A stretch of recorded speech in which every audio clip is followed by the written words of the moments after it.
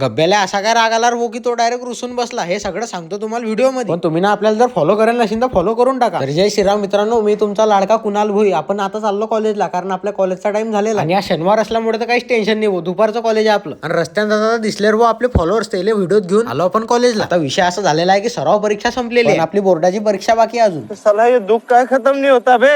आणि आता कॉलेज काही जास्त दिवस नाही राहिला, म्हणून आम्ही सगळे मित्र रेग्युलर येतो. आणि कॉलेजमधून आपण आपल्या घरी यासाठी आलो की हे जे चित्र आहे पियुषला देणं होतं, कारण हा आमचा बायोलॉजीचा प्रोजेक्ट आहे. आणि तो कागद आपण पियुषला कॉलेजमध्ये दिला असता, पण मीच घरी विसरून गेलो. काय करसा, असं काम आहे भाऊ आपलं. कॉलेजला आलो तितक्यात आपल्याला एक इंटरनॅशनल प्लेअर दिसला भाऊ. या गाड्याचं नाव आहे प्रेम श्रीकृष्ण पुरकर. आम्ही सगळे त्याला टायगर म्हणतो. नेपाल युथ गेम मध्ये भारताकडून खेळला, 200 मीटर धावण्यामध्ये पहिला आला. गाड्याला सगळ्यात पहिले कॉंग्रॅच्युलेशन टाकून द्या भाऊ तुम्ही कमेंट मध्ये. नंतर आपण कॉलेजमध्ये आलो भाऊ लेक्चर करायसाठी. इतक्यात विवेकले कोणाचा तरी फोन आला. कोणाचा आला काय माहित भाऊ. तू मेरे से प्यार करती है या नहीं करती, ये बता दे तू बस.